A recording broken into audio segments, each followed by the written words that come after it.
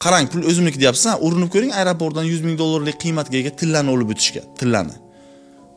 O'tkazishmaydi, saqlashadi, olib qo'yishadi. Olib qo'yishgani u yoqda tursin, qamab qo'yishadi. Siz как будто jinoyatchi. Qayerdan olib kelyapsan deb.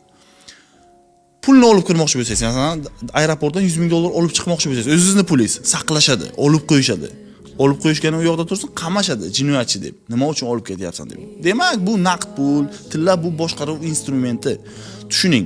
Agar siz bank shotingizda pulingiz bo'lsa, 100 ming dollar, 200 ming dollar qayergadir uzatmoqchi bo'lsangiz, hech kimdan so'ramasdan bu narsani qilib bilmaysiz. Sizni tekshirishadi, nima uchun deyishadi. Masalan, hech kimga jo'natib bilmaysiz.